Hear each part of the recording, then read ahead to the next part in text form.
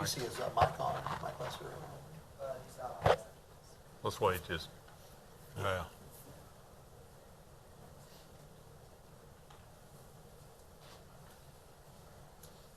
We'll go ahead and get started. Welcome to the February 15th Public Infrastructure Committee meeting. We're going to have some quick introductions, and then our first order of business will be to elect the 2022 committee chair. My name's Neil Dobler, District 7. Good morning, Tony Emerson, District 4.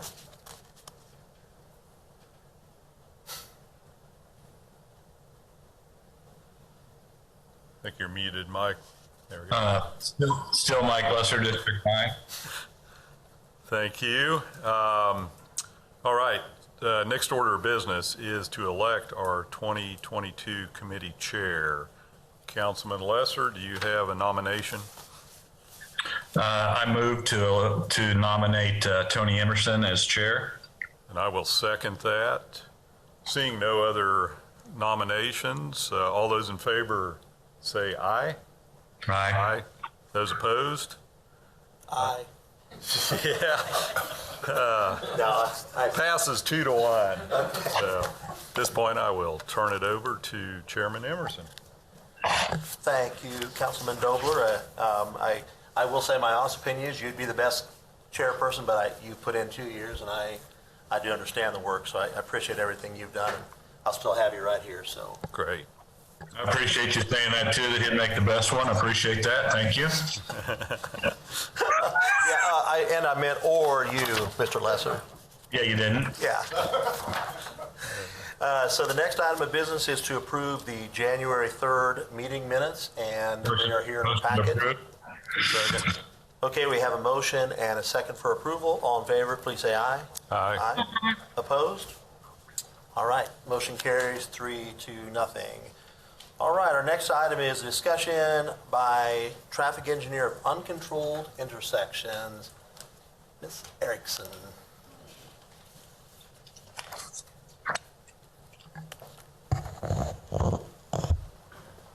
Do I need a microphone for them to hear me on the? Yeah, please, yes, yeah. And that's, if you need to be up at if you want to be at the lectern, that mic works. I need to face the room.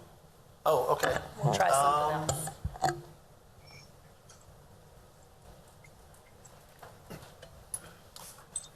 We might be, we could turn the lectern around if you want, probably. Love it if I just try this. Tell me if Yeah, you hate that'll it. work. Tell me if you hate it. Can everyone hear me okay? Folks Yes. online? Yes. All right. If that changes, just holler, okay? Speak up. Roger that. So, actually today we were going to be talking about neighborhood speeds, and uncontrolled intersections are a side issue and not what we were planning on talking about today. So, first of all, those of you that don't know me, my name is Christy Erickson. I have been city traffic engineer here for a little over 3 years, and I get a lot of questions about neighborhood speeds. They often start out with a conversation of, we need stop signs. Why do you need stop signs? Because people are driving too fast through my neighborhood. And it's very difficult to explain why stop signs and yield signs really don't impact people's speeds. And I could be giving a presentation to this group, but I think it works better when we can actually have a conversation about neighborhood speed. So I've tried to get as many people here as I could, because we're going to need to have a discussion. And I'm going to need everybody to please speak up and participate as much as you can, and I will try to repeat answers so they can be heard online, okay? So first of all, neighborhood speeding is a big deal. It affects everybody. So can I see a show of hands of anybody in this room who has concerns with the way people drive through neighborhoods?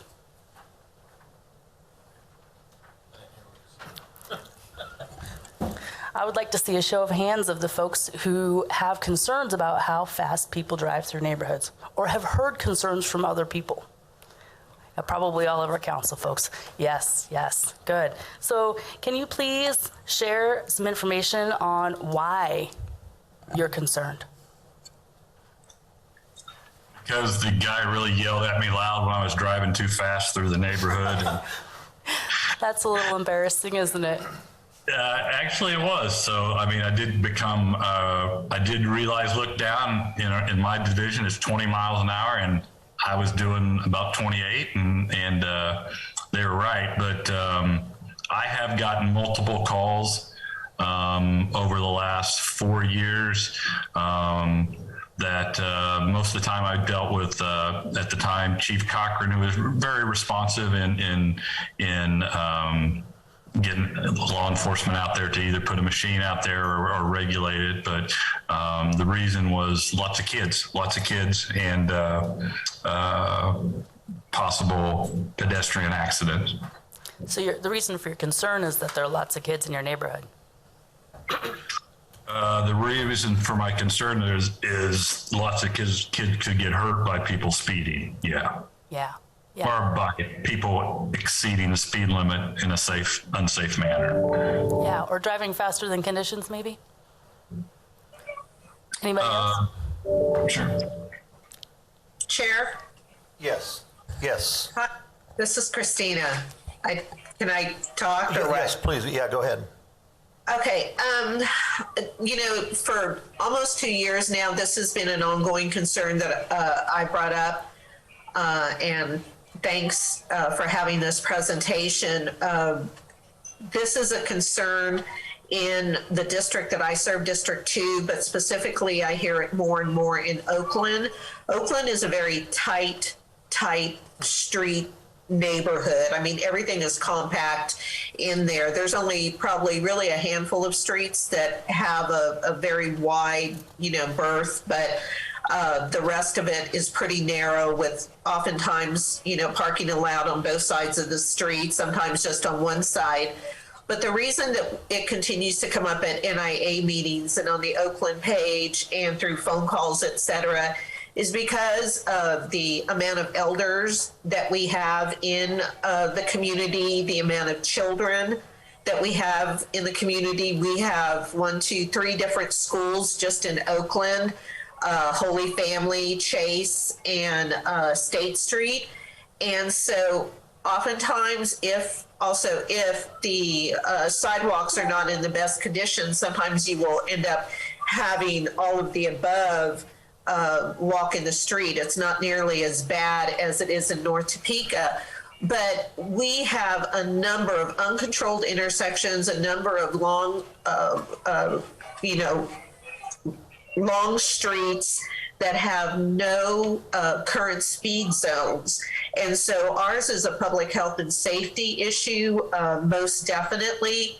And we have a lot of young people. I'm going to say it's mostly young people. I would say below the age of, maybe 50, which, whatever. But, and I think that it's oftentimes those younger folks that are doing this, and we don't have a lot of speed zones, whatever. And I can totally understand that because, we can be, TPD can have its needs drawn to any other part of the city, but it really is something that is an ongoing concern and has been for years here in Oakland. So thank you, Chair. Thank you, Councilwoman. From the audience, any experiences or stories that you've heard you want to share?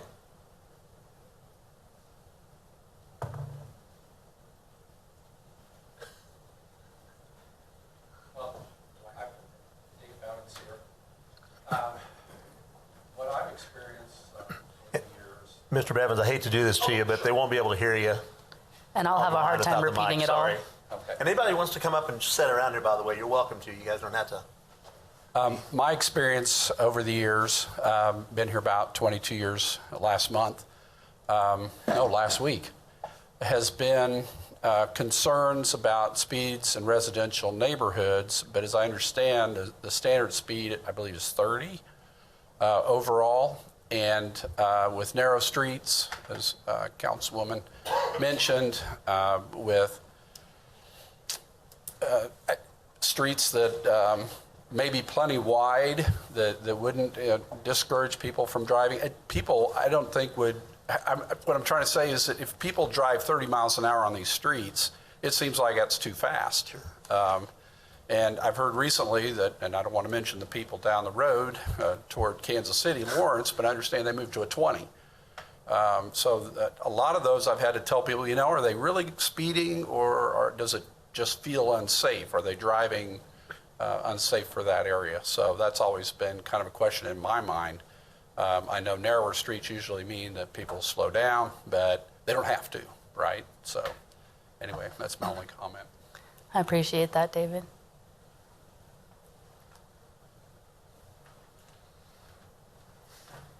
I live right off of 45th Street out on the southeast side of town, and I've noticed especially in two different things, especially particularly when 45th Street was widened to the 4 lanes plus the center turn lane. I see cars constantly drag racing down that stretch between Adams and California. And mostly, sometimes motorcycles, sometimes automobiles. In addition, my street curves from 45th Street and empties out onto Adams, just kind of curves from one street to the other. And people cutting the stoplight at 45th and Adams, they tear down our street doing 45, 50 miles an hour at times. And I can tell it's a good judge of how fast they're going is my assumption. But in the last 4 or 5 years, we've had a lot of younger families move into our neighborhood. We've had some elderly parents come in and live with their children. And so we have an influx of all these children that playing in their driveways, balls go out in the street, somebody flying down the shores in our streets not that long. So anybody coming in there, and if a kid has to run out after a ball not thinking about it, they're going to get hit by a car. And so we've seen that numerous times where that's come very close to happening. We've had cars that are parked along our street, which is plenty wide, get hit by cars just going down the street too fast. So that's my experience. Thank you. Thank you.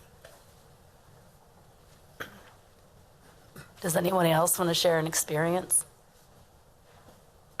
Excuse me.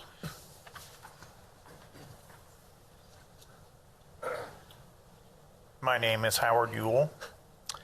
I have dealt with some sidewalks in the last few years through engineering. And North Topeka, Oakland, Highland Park have a lot of narrow streets and either no or poor sidewalks. Last year we did a project on 8th Street. The people were beyond pleased that we did that project. There were some areas that, when I was talking to some homeowners, there were young mothers pushing baby carriages, and in poor areas where the sidewalks have heaved or just deteriorated to basically nothing,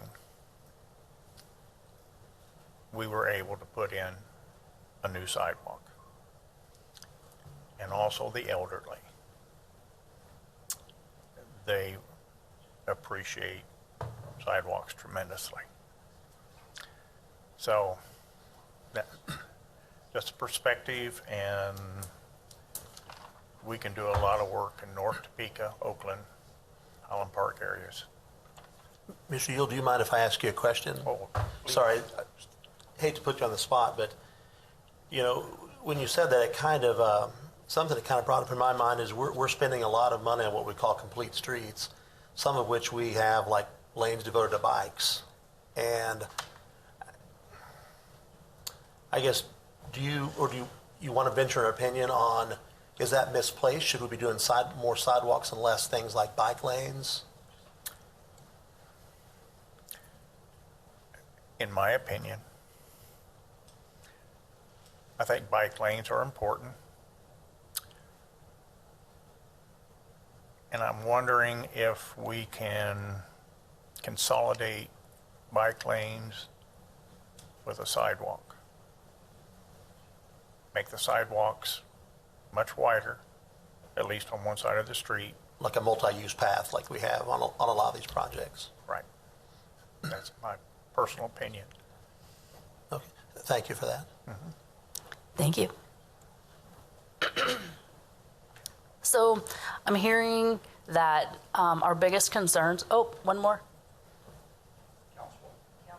Councilwoman, go ahead. Thank you.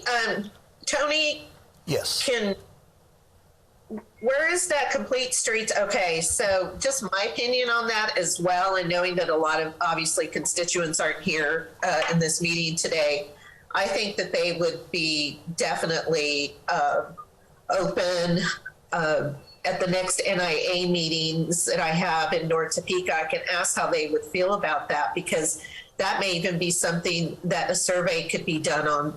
We know the need for sidewalks is tremendous in North Topeka. And so that is a really good question. And the gentleman that just came up that said an and rather than an either or, just has a lot of possibilities behind it. So maybe if we could consider, I know I'm not a committee member, but consider some type of survey in those neighborhoods where it's most pressing. I think that that would be really good. Thank you. Absolutely. Thank you. On the note of complete streets, it might be beneficial to see if planning will do a presentation for you guys, because I think there's some misunderstanding about what complete streets are. Okay. Absolutely. So in this discussion and in the stories that are being shared here, I hear that our biggest concerns are for children, elders, moms, babies, but maybe really it comes down to the worry that somebody might get hit. Did I say that right? Does everybody agree? Does anybody disagree? Is there another concern that's really got us scared about why speeding is an issue? No, we're worried about crashes. We're worried about losing the people that we love, right?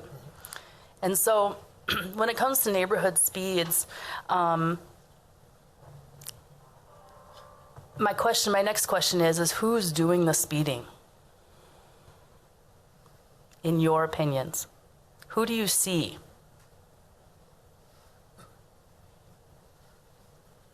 People that live in the neighborhood. The residents, they're the ones that travel there. So Lee Holmes has suggested that a lot of speeders are people who live in the neighborhood.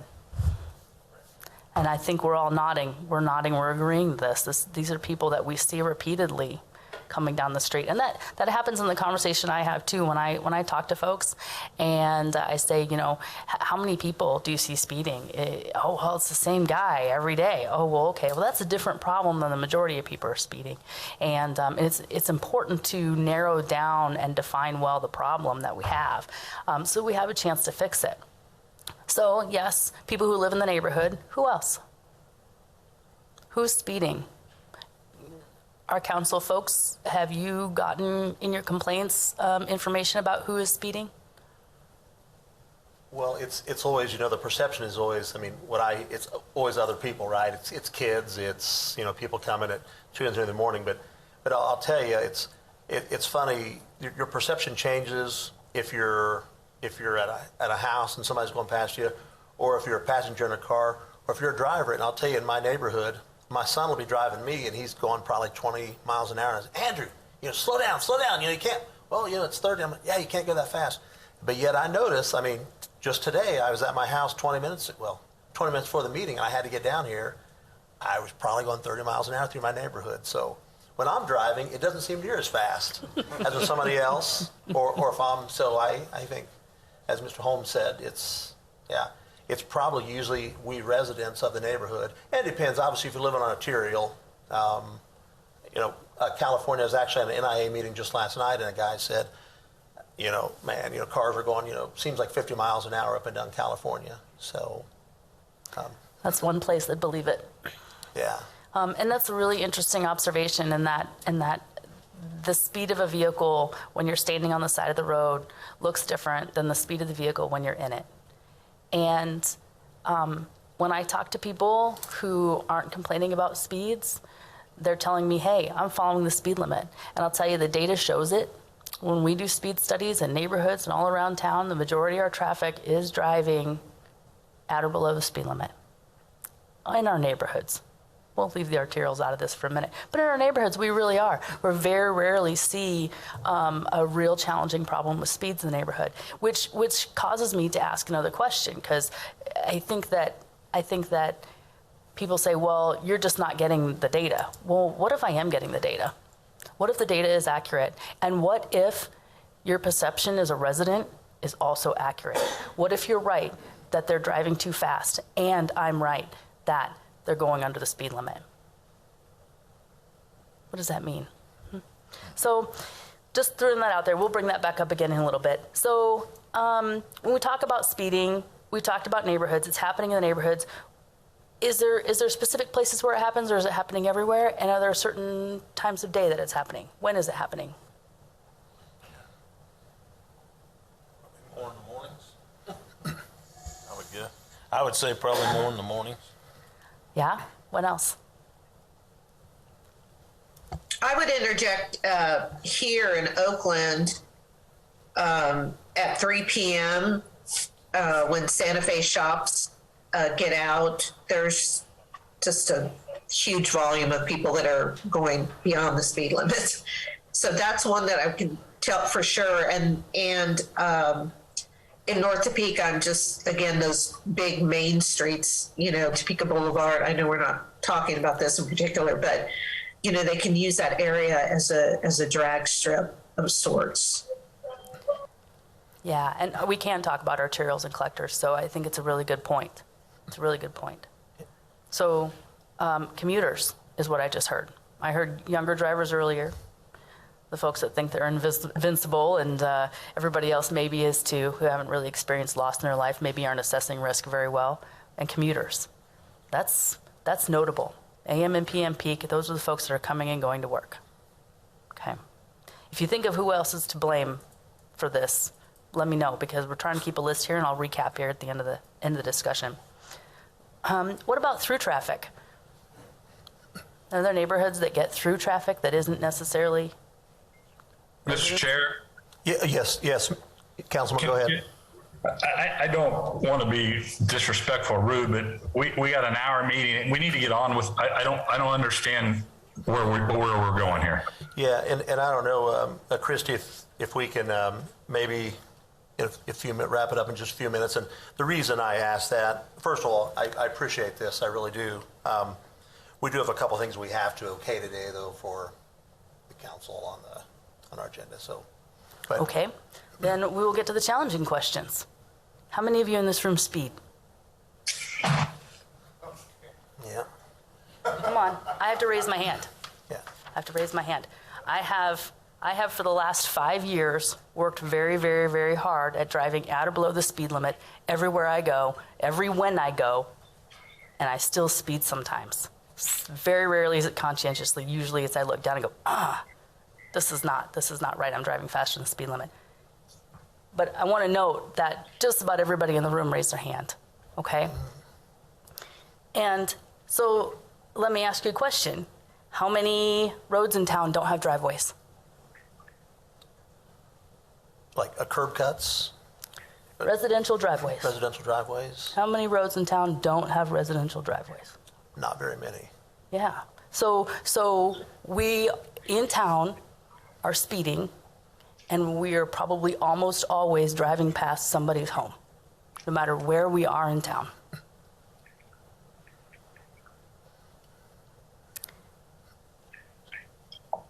So, Christie, if I understand your point on that, something we should all keep in mind, but let me ask this from an engineering standpoint. Is there things we could be doing for traffic calming? One of the things we got was the memo in today's thing with that Mr. Faust, our former city engineer, looks like he reviewed it in 2018, a traffic calming policy. And is that something if neighborhoods want traffic calming features, is that something, it looks like the way this lays out, and I'm sorry, Councilwoman, I don't know if you have this or not, but it basically lays out the criteria to qualify for neighborhood traffic calming. And a local or collector street with less than 1,000, I think ADT, average daily trips, I think. May I interrupt quickly? Sorry. I know you're trying to hurry me up. Yes. But I'm going to get to that, okay? Okay. Okay. All right. So, majority of the people in this room are speeders. I think that applies to a lot of people out here. And we recognize that there is very few places in town where we're not driving in front of somebody's house. And this is a big deal because we need to understand that we in this room are speeders, that we are guilty of being the people responsible for the speeding problem in town from time to time. When you do that, when you are the speeder, and when you take a few moments to understand why you're speeding and what on earth would make you actually slow down, you specifically, as the human in this room, as the people that I know and love, when you recognize what it is that'll make you slow down, then you have an opportunity to help figure out what it'll take for other people to slow down. And it takes a lot of time and effort. Like I said, I've been working for 5 years, practicing driving at or below the speed limit everywhere I go. And I'm going to ask you guys to do the same thing. My challenge to you, and you should get this either right after the meeting or here shortly. My challenge is for you, each of you in this room, and anybody else you want to involve in it, to spend the next 30 days or longer driving at or below the speed limit everywhere you go.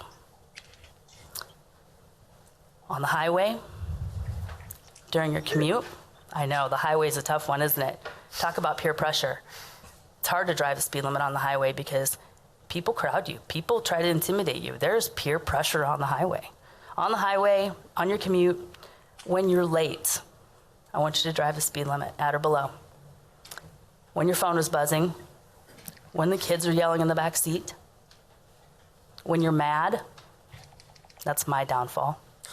When you're sad, and on those nice windows down kind of days that are coming up, and you got your car out, those of you who have nice cars hiding in the garage this winter, when you get your car out and you just want to go for a drive and you want to open it up, drive at or below the speed limit. So I'm asking you guys to do this for 30 days or longer. And then we have to come back together again and talk about what real solutions you come up with. Because while you're doing this for 30 days, you're going to investigate yourself. You're going to ask yourself critical questions that you don't have to share with anybody else unless you choose to. I want you to notice when you drive fast, why you drive fast, how other people respond around you, what kinds of things really make you slow down, and what kinds of things irritate you or cause you to speed up. Okay? When you do that, and you guys come back to this room in 30 days and spend 15 minutes putting together a list of things that would make a real difference to speed, then you're going to be able to tackle this traffic calming policy, okay, which has been around for some time. Looks like it was effective in 2005, but I suspect that's just the first time it was written up. I think it's older than that. The traffic calming policy says that in order to qualify for a traffic calming program. Mr. Chair. Yes, I can. I'm Go ahead, done. Councilman. I'm done. Okay. Let's move on. Ms. Harrison, can you just wrap up in a minute or so, please? No, actually. I'll hand out the challenge, Okay. and we can be done. Thank you all for your time. Thank you. Thank you for your presentation. And I know that Friday is, we're going to lose you here on Friday, and I do appreciate everything you've done over the last few years for the city. So thank you. All right. And we will also, Ms. Harrison, can you also please, do we have a copy of this available to also give to the council? Or electronic copy? Could you send me one, please?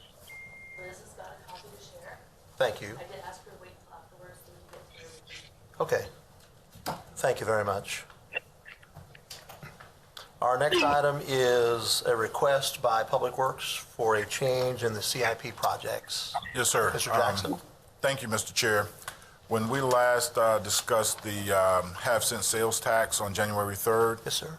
We were getting into this particular item, which included 5 additional changes. And I believe Liz shared that with you all in the subcommittee.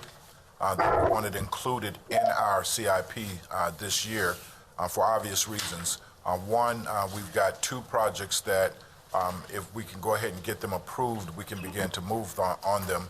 A couple of them were actually slated for 2021. We didn't get to them, and we want to actually go ahead and get them started here in 2022. Okay. We also have a project at 21st and Topeka Boulevard where we're advancing the project so that we can coordinate with utilities, and we have 2 additional projects that are going to be moved back as a result of this request and change, and we wanted the subcommittee's support to move it forward so that we can actually get it as part of the CIP. Okay, I see it on the screen there, but I don't know if the public will be able to see that or not. Sure, would you like me to speak to them? Please, just briefly, Okay. yes. The I know we first got a change couple is other moving things. 29th Street from Burlingame to Topeka Boulevard. It was scheduled for 2025, and we want to move it up in the schedule from 2025 to 2023 with design beginning this season. We also wanted to move 29th Street from Fairlawn to Mulvane. We've got a lot of work that we can actually do in that particular area, but we want to be able to proceed with construction in that particular stretch of 29th Street in 2022 this year. The second change is from Southwest Topeka Boulevard from 15th to 21st Street, where we want to conduct localized pavement repairs in 2022 along this segment. Okay. And the third change is Southwest 21st Street and Topeka Boulevard. That's where we actually had it planned for 2024. And Utilities actually has a project that's ready to go now to replace lines in that particular area. We'd like to go ahead and move it up to 2023 to accommodate them in that request. Change 4 is moving Topeka Boulevard, Southwest 21st Street to 29th Street. We want to move that back to 2024 as opposed to actually, we just want to move that back to 2024 so that we can get a couple of those other projects that we previously spoke to up in the process now. And the fifth change is to move Topeka Boulevard from 29th to 38th back to 2025 as well to accommodate these requested changes that we've previously spoken to. Any comments from the committee? Any questions? Mr. Dober? I have no questions. I would move to, so this needs to go on to the council, is that correct? Yes, sir. All right, I'll make that motion. Okay, there's been a motion to accept this. Second. All right, a motion and a second. Any questions?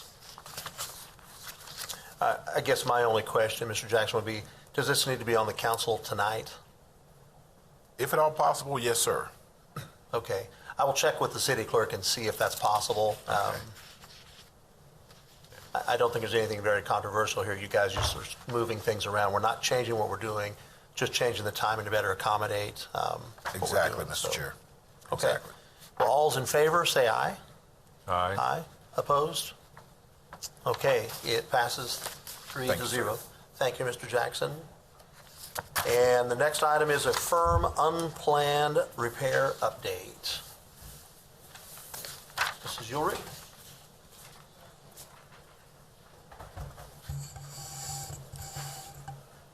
So actually, you won't get to hear from me much, so count your blessings there. Apologize about the late memo. We did have another item to add to it after this weekend's unexpected disruption at our City Hall building, and Jason will cover that. We do also have included in this memo the request to update the resolution for the 2022 budget year with a defined amount for the unplanned expenses. This is something that we had approved in our resolution last year for 2021, so looking to amend that for this next year as well. With that, Mary is currently working on updating the resolutions to make sure that we can circulate that to this group in the event you approve this to move to the full council. We would like to request that be on the agenda for the 1st. So not looking for tonight, knowing that we are a little delayed with some of our side, my side in particular, on getting that circulated through for your guys' full review. But with that, I'll let Jason walk through the different items that are included in this memo and let us know if you have questions. All right, Mr. Tryon. So the first item that you'll see is actually related to this building. So you can actually see some gentlemen out on our parking deck this morning, and we had to inconvenience everyone on where they parked this morning. So in September, we discovered some concrete that was falling from the underground structure in this building. It did not damage any vehicles. However, there is risk that it could damage vehicles. So we closed off those areas and are having some engineers take a look at what will need to be done in order to make repairs to prevent that from happening in the future. There is significant water penetration that is occurring from the parking structure outside, which is then causing degradation of the concrete in the structure below. So additional waterproofing will need to be done. So that is the first item that was detected and that we have started allocating funds to make that repair. The second item is the roof above TPAC. So if you'll remember when we had the excessive windstorms in December, we noticed that the roof above TPAC was in distress at that time. There was some lifting that was happening on the roof. We did make some emergency repairs.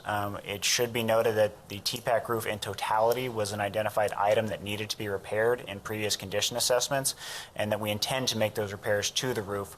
What was done was only intended to prevent water penetration locally to the area that we saw that distress, but it doesn't change the overall condition of the asset, and we are working to make sure that we have funding available to repair that. I think there was some hope that we could use some ARPA funds for that structure without using the other firm allocated dollars, so we're still researching that, but that will need to be completed as well.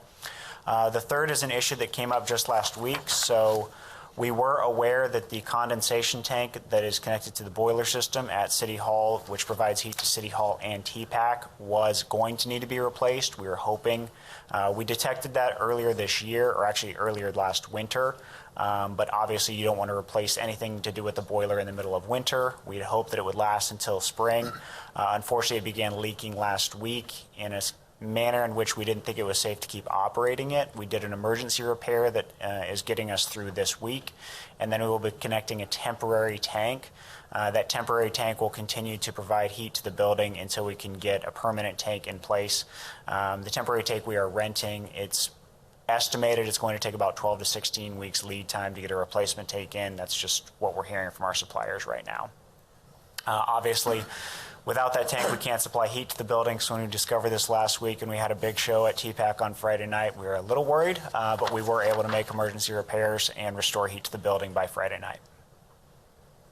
Okay. So those are the updates if you have any questions. And like I said, we'll be drafting resolutions that will go to the full council in order to approve these expenditures and then also secure funding for future emergencies that may take place throughout 2022 as part of the FIRM program. Okay, any questions for Mr. Tryon from the committee? I did have one. You currently have a tank. Is that not suitable for be the long-term tank? So the current tank in place we repaired, and then we are renting a temporary tank that actually came on a trailer, which is actually sitting next to the tank that was repaired. It is in place right now, however, it's not connected. The people who made the temporary repair were not able to install that until Friday. So obviously there'll be some downtime when we switch over to that tank, and then we'll need to get a permanent one because that will have to go back to its owners. Can we just buy that tank from them? I guess since we're spending $16,000 to rent it and the new tank's only $35,000, could we just buy that tank? That wasn't, so that $35,000 was an estimate.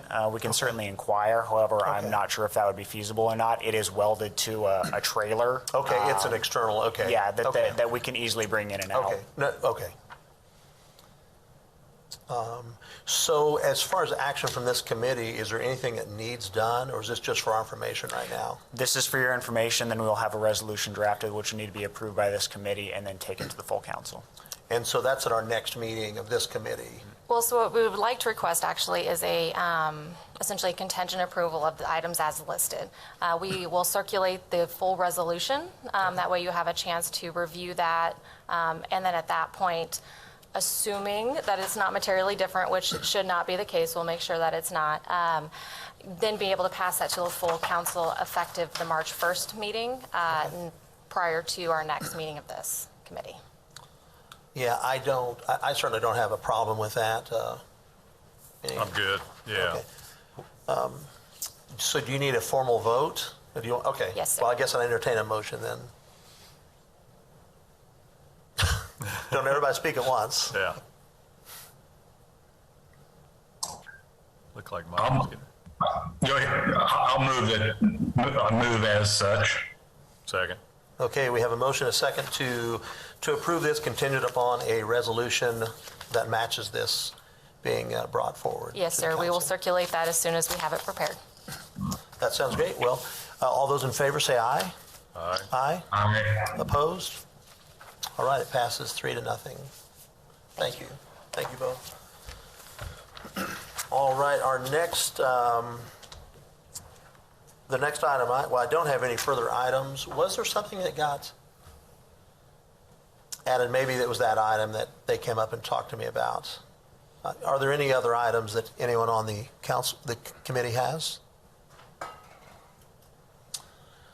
Okay, our next meeting is set for March 15th, and I do have a conflict. I will be out of town that week. And I wondered if we could possibly move it maybe back a week in the month maybe to the 22nd. Now I'm saying that, let me actually get my calendar up.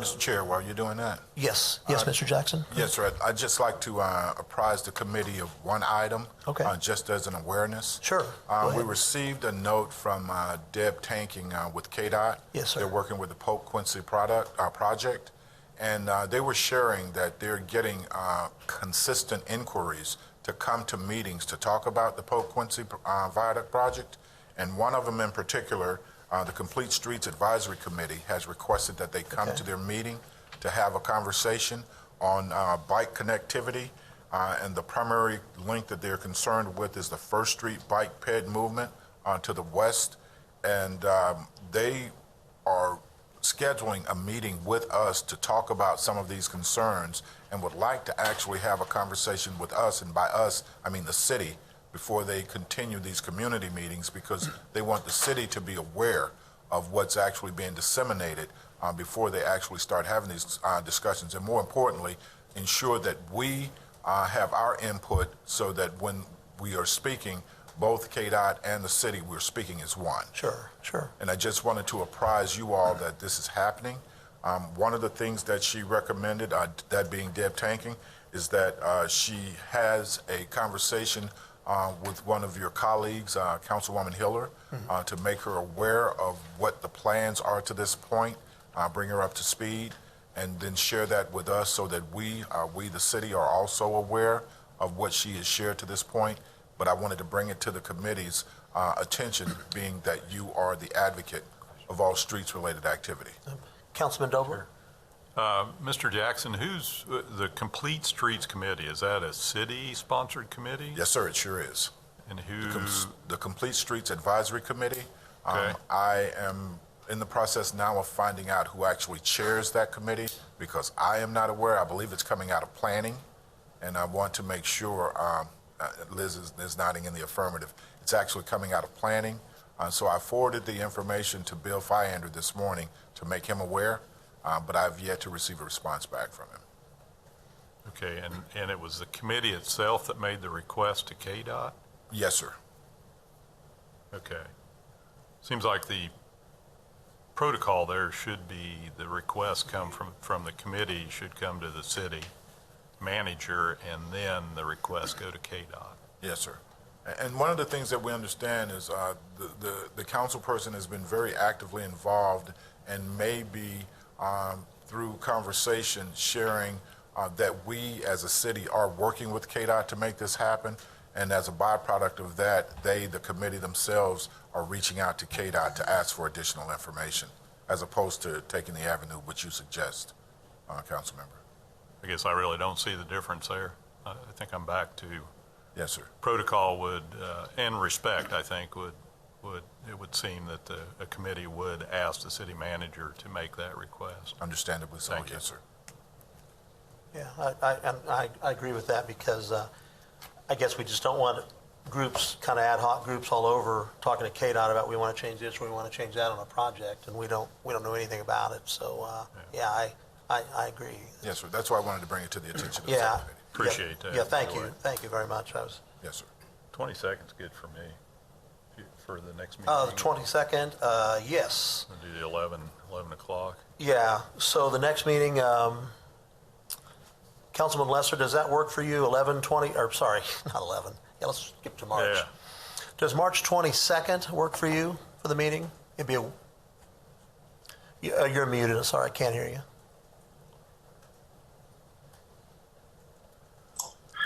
All right. March 22nd, you said? Yes, sir. Hold on just a second. At 11 a.m. Yeah, I'm good. I'm good. Okay. So we're just moving the 15th to the 22nd Yes, then? yeah, correct? moving one back Roger one that. week. Yes. Yep, that works for me. All right, anything else?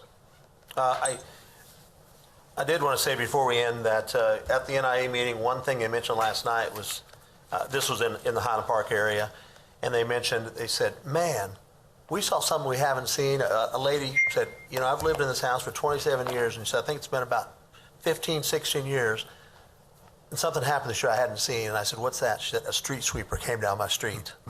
So, Mr. Trower, thank you, and Mr. Jackson, thank you guys. I know you've really worked on that. It has made a difference, so thank you both. If there's nothing else, we are hereby adjourned. Thanks, everyone. Thank you. Thank you, Councilwoman. Yes, sir. Thank you, John.